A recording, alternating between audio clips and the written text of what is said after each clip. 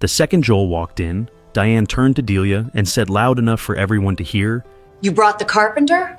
To a $3 million reading?" A few heads around the table shifted. Someone coughed. Nobody defended him. Joel sat down in a button-down shirt he'd ironed himself, hands folded, saying nothing. Diane leaned back like she'd already won. $3.2 million is on this table, sweetheart. You really want to split that with someone who fixes furniture for a living?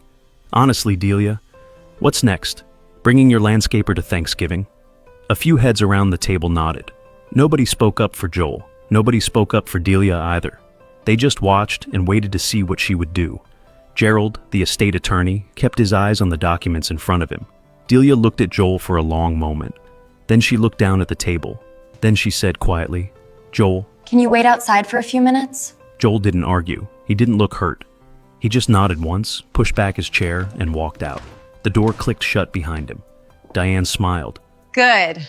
Now let's talk about the real family business. Gerald did not smile. He turned to the last page of the document, one he had not yet read aloud, and cleared his throat. Final clause. Added by Eleanor 6 months before her passing. He read without looking up. If Delia asks Joel to leave this room under pressure from family, the test is considered failed. The full estate transfers immediately to the charitable trust listed in Appendix C. The room stopped breathing. Gerald set the papers down flat. Mrs. Eleanor watched this family for a long time. She knew exactly who would show up with conditions.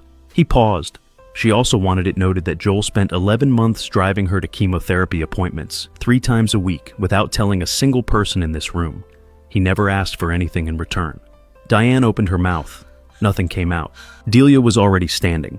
She walked into the hallway and sat down next to Joel on the bench. He looked up, surprised, like he hadn't expected her to come back out. His jaw tightened for just a second. She sat down, said nothing, and took his hand. His eyes went glassy, but he didn't look away. A few minutes later, Gerald came out and handed Joel a sealed envelope, a handwritten letter from Eleanor. Personal, private, just for him. The family drove home with nothing but the lesson Eleanor always meant to teach them. Money reveals character, but so does who shows up quietly, when nobody's watching, and asks for nothing. Type Joel if you have someone who shows up quietly for you and never asks for a thing.